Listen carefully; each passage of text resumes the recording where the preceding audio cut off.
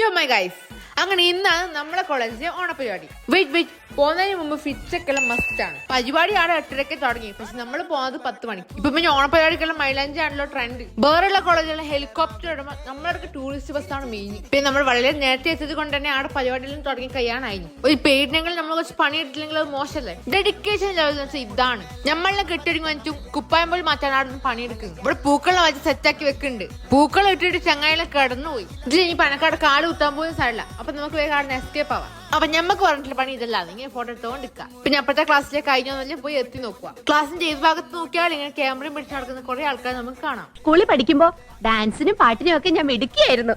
ഒരു പണി എടുക്കണെങ്കിൽ കുശി പറഞ്ഞുകൊണ്ടിരിക്കുക. ക്യാമറ ഓൺ ആക്കിയപ്പോ ഈ പോസിറ്റ് ഇങ്ങനെ മെഴുകുക. ഇതാണ് ഇപ്പോഴത്തെ main. This is Sahal and Adil. വീഡിയോയിൽ മെൻഷൻ ചെയ്യാൻ പറഞ്ഞിട്ടേ ഇല്ല. ബൈ ദ വേ, നമ്മുടെ പരിപാടിന്റെ പേര് പ്രകമ്പനം. ഓണപരിപാടി ആയിട്ട് പിന്നെ ശിങ്കാജ്മേളം ഇല്ലെങ്കിൽ എന്ത് ഓണപരിപാടി? അത് വന്നപ്പോഴാണ് പരിപാടി ഒന്ന് കളറായത്. ഇപ്രാവശ്യത്തെ ഓണം ആളാക്കിന്റെ മഴ കൊണ്ടുപോയി. പക്ഷെ നമ്മൾ വിട്ടെടുക്കുക, നമ്മൾ മഴയത്ത് കീഴ് കളിച്ച്. മഴയൊന്നും നമുക്കൊരു വിഷയമല്ല. വീഡിയോയുടെ സമയം അതിക്രമിച്ചത് കൊണ്ട് നമുക്ക് അടുത്ത പാർട്ട് കാണാം. അപ്പൊ ഫോളോ ഫോർ പാർട്ട് 2.